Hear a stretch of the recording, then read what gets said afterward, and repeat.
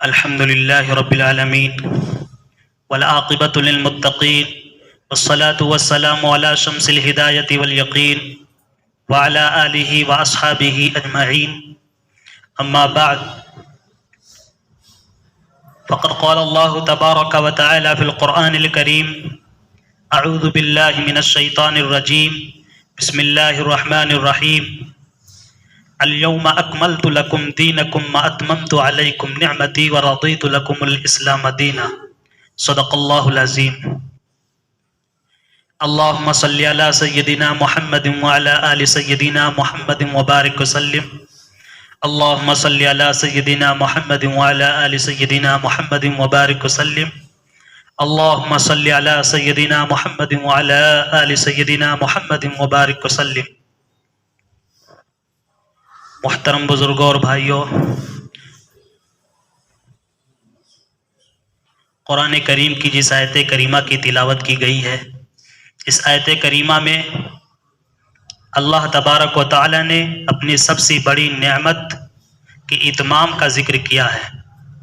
چنانچہ اللہ تبارک و تعالی نے فرمایا ہے: الیوم اکملت لکم دینکم، کہ میں نے آج کے دن تمہارے دین کو مکمل کر دیا. الیوم اکملت لکم دینکم واتممت علیکم نعمتی ورضیت لکم الاسلام دینا، اور اپنی نعمت کو مکمل اور تام کر دیا اور تمہارے لیے دین اسلام کو پسند کیا. دین اسلام یہ اللہ کی بہت بڑی نعمت ہے. چنانچہ دوسری آیت کریمہ میں اللہ تبارک و تعالیٰ نے فرمایا ہے: وَمَن يَبْتَغِ غَيْرَ الْإِسْلَامِ دِينًا فَلَن يُقْبَلَ مِنْهُ، جو شخص دین اسلام کو چھوڑ کر کے کسی اور دھرم یا کسی اور مذہب کو اختیار کرے گا، کسی اور مذہب کو قبول کرے گا، تو اس کا قبول کرنا، دین اسلام کا چھوڑ دینا ہرگز قبول نہیں کیا جائے گا، ہرگز اس کو پسند نہیں کیا جائے گا. فلن یقبل من. تیسری آیت کریمہ میں اللہ تبارک و تعالیٰ نے فرمایا: ان الدین عند اللہ الاسلام، کہ بے شک اللہ کے یہاں یا اللہ کے نزدیک قابل قبول جو دھرم یا مذہب ہے وہ اسلام ہے. مذہب اسلام ہی اللہ کے یہاں قابل قبول ہے. مذہب اسلام کے علاوہ، دین اسلام کے علاوہ کوئی بھی دھرم، کوئی بھی مذہب ناقابل قبول ہے، اللہ کے بالکل اللہ کو پسند نہیں ہے. تو ان آیتوں کو بیان کرنے کے بعد یہ نتیجہ نکلتا ہے کہ ہماری کامیابی یا ہماری کامیابی کا دار و مدار صرف اور صرف دین اسلام پر ہے. اگر ہمارے اندر دین نہیں ہے، ہمارے معاشرے میں دین نہیں ہے، ہمارے سماج میں دین نہیں ہے، ہمارے گھروں میں دین نہیں ہے، ہماری فیملی اور ہم خاندان رشتہ داروں میں، اعزاء اور اقربا میں دین نہیں ہے، تو صرف ناکامی ہی ناکامی ہے، کوئی کامیابی نہیں ہے. دین نہیں ہے تو کوئی کامیابی نہیں ہے. نہ دنیا کے اندر کامیابی ہے اور نہ مرنے کے بعد جو دوسری دنیا ہے، مرنے کے بعد والی دنیا میں کوئی کامیابی نہیں ہے. دین پر اگر ہم چل رہے ہیں، ہمارے درمیان، ہمارے اندر اگر دین ہے، پورے طور پر دیندار ہیں، دین پر چلنے والے ہیں، تو ہمارے لیے کامیابی ہے.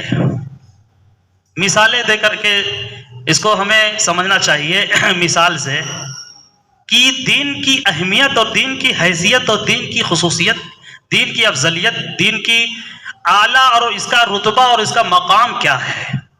ایک مثال سے سمجھتے ہیں. جس طرح انسان کے جسم ہے، جسمانی اعضاء کو کتابوں میں کہا گیا ہے کہ یہ اللہ کی قدرت کا شاہکار ہے، یہ ضدین کا مجموعہ ہے. انسانی جسم کا ہر اعضاء ایک دوسرے سے مختلف ہے. جو کام آنکھ کر سکتی ہے وہ کام کان نہیں کر سکتا ہے، اور جو کام کان کر سکتا ہے، سننے کا کام کان کر سکتا ہے، وہ آنکھ نہیں کر سکتی ہے. جو کام زبان کر سکتی ہے وہ کام ہاتھ نہیں کر سکتا ہے، اور جو کام ہاتھ کر سکتا ہے وہ پاؤں نہیں کر سکتا ہے. یہ آپس میں اپوزٹ ہے، ایک دوسرے کے ضد ہے، بہت ہی مختلف ہے انسانی جسم کے جو اعضاء، لیکن آپس میں ایک جٹ اتنا زیادہ ہے، آپس میں اتفاق اتنا زیادہ ہے انسانی جسم کے اعضاء میں کہ اگر پورے جسم میں کہیں کوئی پھوڑا نکل آئے، کوئی تکلیف ہو جائے، کوئی درد، کوئی ٹھیس پہنچ جائے، کوئی چوٹ لگ جائے، تو ایسا نہیں اگر ہاتھ میں چوٹ لگا ہے تو ہاتھ ہی تک معاملہ رہے گا، بلکہ پورے جسم اس سے متاثر ہوتا ہے، یہاں تک کہ اگر کچھ زیادہ اگر درد کا احساس ہے تو آنکھ روتی ہے، جبکہ آنکھ رو رہی ہے تو آنکھ کو کچھ ہوا نہیں ہے، ہوا تو ہاتھ میں ہے، لیکن پھر بھی آنکھ آنسو بہا رہی ہے۔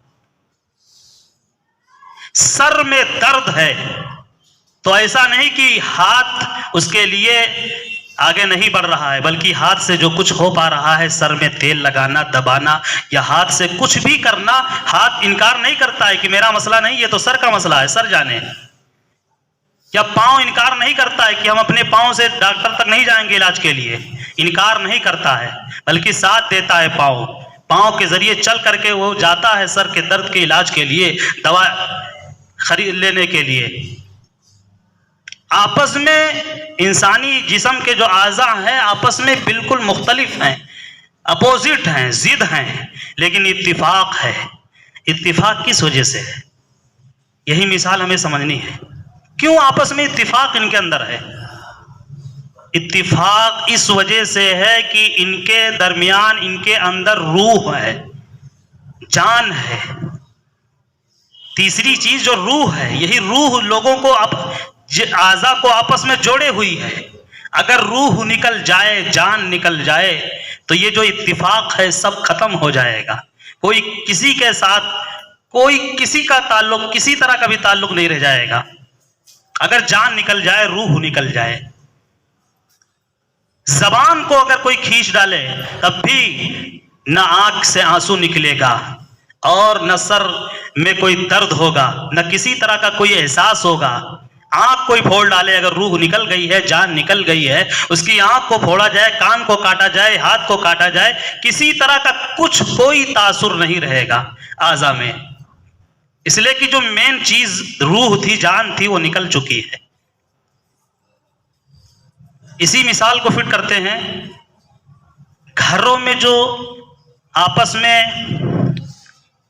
افراد ہیں، گھروں کے جو افراد ہوتے ہیں، چاہے ماں ہو، چاہے باپ ہو، چاہے میاں ہو، چاہے بیوی ہو، چاہے بھائی ہو، بہن ہو، بیٹے ہو، بیٹیاں ہو، سب آپس میں بالکل مختلف ہیں۔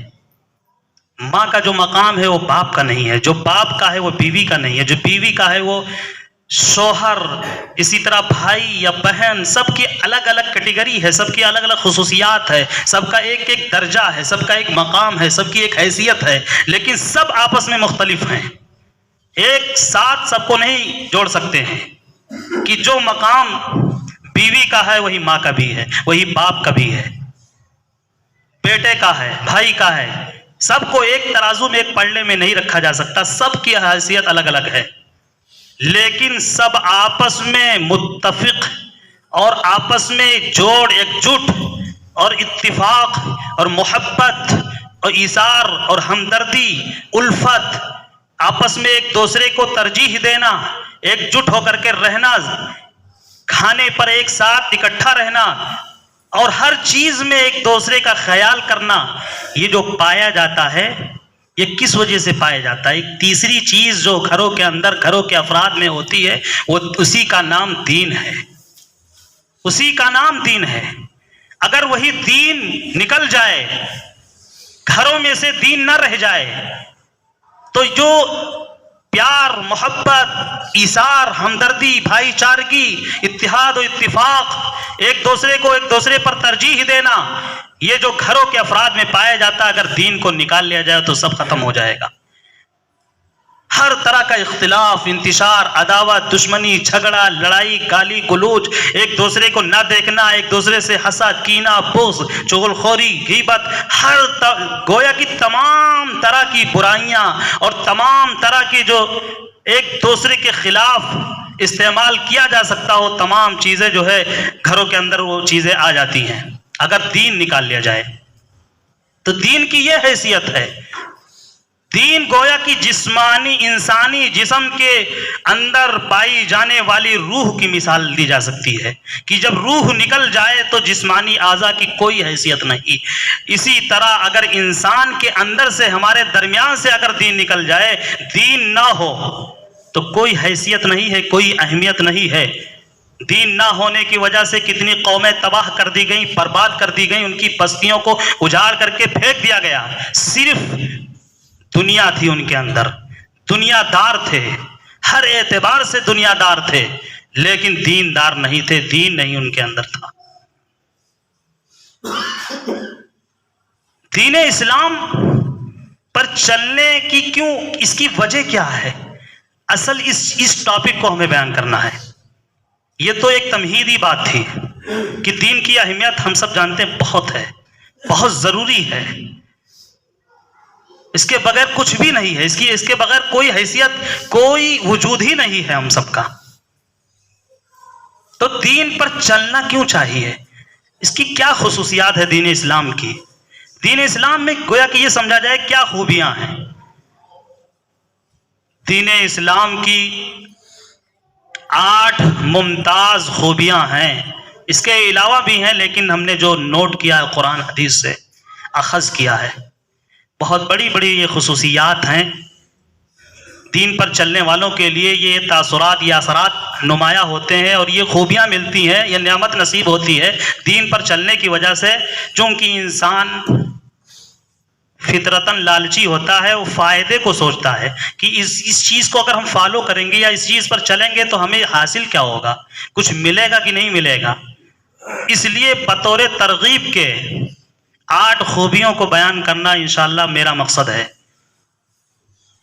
کہ اگر کوئی دین پر چلتا ہے تو اس کے اندر کیا نمایاں تبدیلیاں ہوں گی, اس کے اثرات کس طرح سے ظاہر ہوں گے, اور کیا فائدہ وہ اس کو ملے گا. چنانچہ دین اسلام کی پہلی خصوصیت ایمان باللہ کا تصور ہے. دین پر چلنے والے کے لیے لازمی ہے کہ اس کا مضبوط ایمان اللہ پر ہو, سب کچھ ہونے کا یقین اللہ سے ہو. سب کچھ پوری نظام کائنات کو چلانے والا صرف اللہ تبارک و تعالی ہے. اس کا اعتقاد, اس کا عقیدہ اور اس پر یقین اور ایمان مضبوط ہو, یہ دین پر چلنے کی سب سے پہلی خصوصیت اور سب سے بڑی خوبی ہے کہ دین پر چلنے والے کے اندر یہ ایمان باللہ کا تصور پیدا ہو جاتا ہے کہ وہ ہر چیز کو اللہ پر فٹ کرتا ہے. کسی طرح کی بھی کوئی کامیابی ملے تو وہ صرف اللہ پر لے جاتا ہے کہ یہ میرے اللہ کا کرم ہے, یہ میرے اللہ کا احسان ہے کہ اللہ نے چاہا تو مجھے یہ ملا. سب کچھ اللہ کی مشیت پر لے جاتا ہے دین پر چلنے والا. کوئی کسی طرح کی اگر کبھی کوئی نقصان یا خسران یا کسی طرح کا کوئی گھاٹا یا کسی طرح کی کوئی دقت, پریشانی, مصیبت, آفت آ جائے, حادثات پیش آ جائے, اس کو بھی ایک دین پر چلنے والا دیندار شخص اللہ کی طرف لے جاتا ہے کہ میرے اللہ کی یہی مرضی تھی, اور اللہ کی مرضی کے آگے کس کا کیا چلتا ہے. اللہ کی مرضی کے آگے کسی کا کچھ نہیں چلتا, اللہ کی مرضی تھی تو ایسا ہوا. یہ ایمان باللہ کا تصور کہ سب کچھ ہونے کا یقین اللہ, کہ اللہ ہی سب کچھ کرنے والے ہیں, سب پوری سسٹم کے اصل ذمہ دار اللہ ہی ہیں. یہ ایک ایمان باللہ کا تصور, اس کا مفہوم ہوتا ہے ایک دیندار, ایک دین پر چلنے والے کے اندر یہ پیدا ہوتا ہے. تو اس کا فائدہ کیا ہوتا ہے؟ غیر دیندار لوگ جو دین کو فالو نہیں کرتے, دین کے اندر نہیں ہے, صرف دنیا داری ہے, ان کے اندر یہ تصور نہیں ہوتا ہے اللہ پر سب کچھ ہونے کا, اللہ ہی سے سب کچھ ہونے کا یقین ان کے اندر نہیں ہوتا, جس کی وجہ سے وہ کوئی مصیبت, کوئی پریشانی, کوئی حادثات, کوئی آفت میں گر جاتے ہیں تو وہ پریشان ہو جاتے ہیں, تڑپ جاتے ہیں کہ ہمارے کرتوت کا نتیجہ ہے, یہ سب ایسا ہوا, اس طرح سے ہوا, ویسے ہوا. تمام طرح کے خیالات, تمام طرح کے ٹینشن میں مبتلا ہو جاتے ہیں اور پھر نفسیاتی مریض ہو جاتے ہیں, جس کی وجہ سے وہ پھر پاگل بھی ہو جاتے ہیں اور مر جاتے ہیں. یہ نقصان ہوتا ہے. یورپ کنٹریز میں اس کی مثالیں بہت سی ہیں. ایک مثال ایک بہت بڑے خطیب بہت بڑے عالم کا واقعہ ہے. امریکہ کے مشہور شہر ایک واشنگٹن ہے, وہاں کے ایک جامع مسجد کے جو امام و خطیب تھے, عالم تھے, ان کا واقعہ ہے کہ وہ بیان کرتے ہیں کہ ایک بڑے پاگل خانے میں مجھے بلایا جاتا ہے مہینے میں ایک دن. کس لیے بلایا جاتا ہے؟ کہ میں وہاں پاگل خانے میں جاؤں اور وہاں دین اسلام کی اہمیت اور قرآن کی آیتیں اور حدیث پڑھ کر کے ان کو سناؤں, تاکہ ان کے اندر جو پاگل پن نفسیاتی مرض ہے جس کی وجہ سے وہ درندگی کر رہے ہیں اور طرح طرح کے غلط حرکات تو کر رہے ہیں, تو اس پہ کنٹرول پایا جا سکے اور وہ اس نفسیاتی مریض سے باہر نکل سکے, ٹھیک ان کا علاج ہو سکے. تو اسی مقصد کے لیے ان کو بلایا جاتا ہے مہینے میں پاگل خانے میں. وہ بتلاتے ہیں کہ ایک مرتبہ میں نے ایک بہت بڑے پاگل سے, جو بہت ہی زیادہ جو ہے مرض میں مبتلا تھا اس قسم کے, ہر وقت اس کو خون ہی خون کی باتیں کرتا تھا اور کئی مرڈر کر چکا تھا. وہ انسانوں کو دیکھ کر کے فوراً مرڈر قتل کرنے کی سوچتا تھا. وہ اتنا مریض تھا نفسیاتی, کھا جانے کی کوشش کرتا تھا انسانوں کو, گویا کہ آدم خور تھا بالکل. اس کو بھی وہاں جکڑا ہوا تھا, زنجیروں میں جکڑ کر کے اس کو پاگل خانے میں رکھا گیا تھا. لیکن اثر یہ ہوا, وہ ان کا واقعہ لکھا ہے کہ میرے وہاں جانے اور سمجھانے کی وجہ سے یہ اثر ہوا کہ وہ صرف اس مرض سے نکل ہی نہیں گیا, بلکہ اس نے دین اسلام کو قبول کر لیا, مسلمان ہو گیا, کلمہ پڑھ لیا, ایمان اس کے اندر آ گیا. ایمان باللہ جس کو کہا جاتا ہے کہ دین پر چلنے کی سب سے پہلی خصوصیت یہ ہے کہ ایمان باللہ کا تصور دل میں پیدا ہوتا ہے. اس کے اندر یہ اس نعمت سے بہریاب ہو گیا وہ. تو ایک دن انہوں نے پوچھا, اور اس کا نام انہوں نے علی رکھا. ایک دن انہوں نے پوچھا, برادر میرے بھائی علی, آپ اب چونکہ دین اسلام کو قبول کر چکے ہیں تو اپنے اندر کوئی نمایاں تبدیلی محسوس کر رہے ہیں؟ تو اس نے بتایا کہ نمایاں تبدیلی یہ ہے کہ سب سے بڑی تبدیلی یہ ہے کہ میرے اندر جو پہلی جو چیز تھی کہ ہر ایک انسان کو, کوئی بھی ہو, اس کو ہر وقت نشہ سوار رہتا تھا مار ڈالنے کا, ایک جنون جو میرے اندر تھا کہ بس دیکھوں اس کو مار ڈالوں, اور اتنا مرڈر میں کر چکا ہوں. لیکن اب یہ دین اسلام کی برکت سے میرے اندر وہ چیز اتنی زبردست ختم ہو گئی ہے کہ اگر میرے پاؤں کے نیچے ایک اگر چیونٹی بھی مر جاتی ہے تو مجھے درد ہوتا ہے, احساس ہوتا ہے. ایک چیونٹی بھی مرنے پہ مجھے احساس ہو جاتا ہے کہ کیسے مر گئی بلا وجہ. یہ نمایاں تبدیلی ہوتی ہے. کتنے ٹینشن, کتنے پاگل اور کتنے مجنون اور کتنے تمام اس طرح کے جو نفسیاتی مریض ہوتے ہیں وہ اس سے شفا یاب ہو جاتے ہیں. دین پر چلنے کے برکت سے وہ یہ تمام چیزوں سے ان کو نجات مل جاتی ہے, ان کو فائدہ ہوتا ہے, بہت پرسکون زندگی گزارتے ہیں دین پر چلنے والے. یہی وجہ, یہ نعمت ملتی ہے دین پر چلنے کا, یہ فائدہ ہوتا ہے کہ جو دین پر چل رہے ہوتے ہیں ان کو کسی طرح کی کوئی ٹینشن نہیں ہوتی, کوئی پرابلم نہیں, اس لیے کہ وہ جانتے ہیں کہ سب کچھ کرنے والے اللہ ہی, سب کچھ کرنے والے اللہ ہیں. بس میرا اللہ جو چاہے گا وہی ہوگا, اس کے علاوہ کچھ نہیں ہوگا. یہ پہلی خصوصیت نصیب ہوتی ہے کہ ایمان باللہ کا تصور دل کے اندر پیدا ہو جاتا. دوسری جو دین پر چلنے کی خوبی ملتی ہے, نعمت ملتی ہے اللہ کی طرف سے, خصوصیت جس کو کہہ لیا جائے کہ دین اسلام کے اندر ماں باپ کا تصور ہے.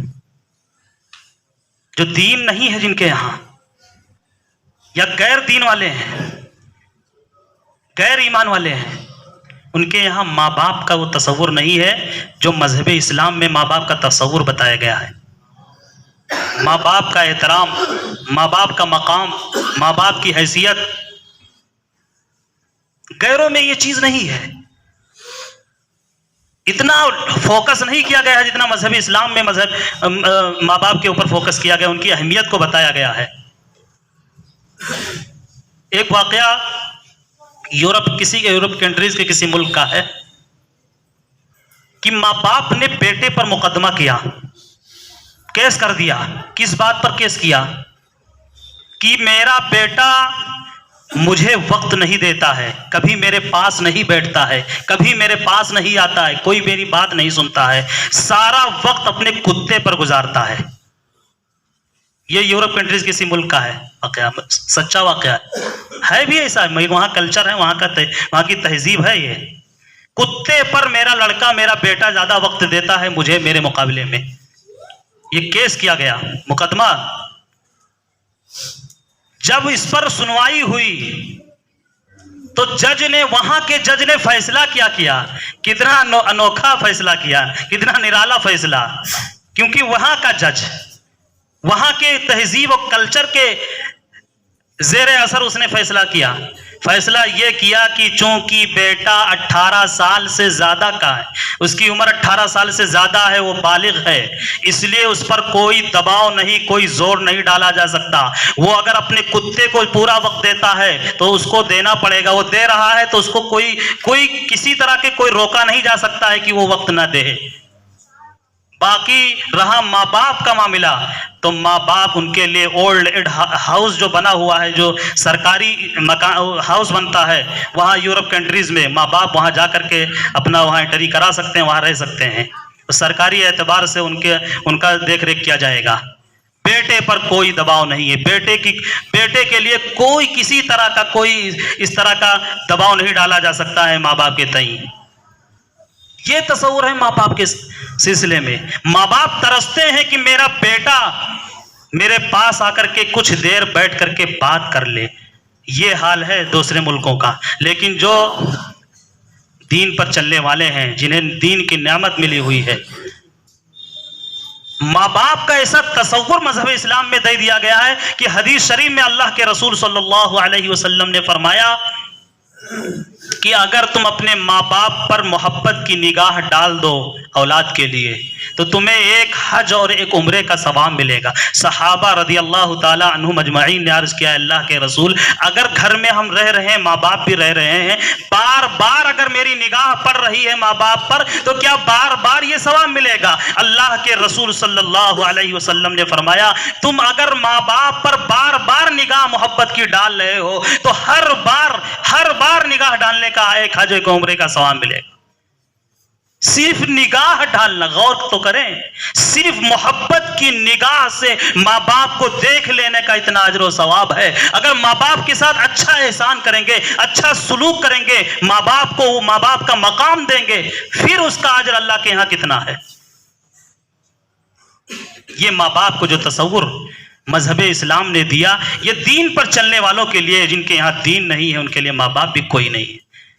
اگر ماں باپ اولاد سے پریشان ہے، یا اولاد ماں باپ کو ستا رہی ہے، پریشان کر رہی ہے، یا ماں باپ اپنی اولاد سے ناخوش ہیں، خوشگوار ماحول ہے، خوشگوار ماحول نہیں ہے، گھروں کے اندر نفرتیں ہیں، جھگڑے ہیں، گالی گلوج ہے، تو صاف اس کا نتیجہ ہے کہ گھروں میں دین نہیں ہے. دین ہوگا اگر اولاد میں، ماں باپ میں، تو جو دین پر چلنے والوں کے لیے بتایا گیا ہے کہ ماں باپ کا تصور ایک بہترین خوشگوار تصور مذہب اسلام کی طرف سے ملتا ہے، دین پر چلنے والوں کے لیے وہ نعمت ضرور اس کو مل کر رہے گی. اللہ تبارک و تعالی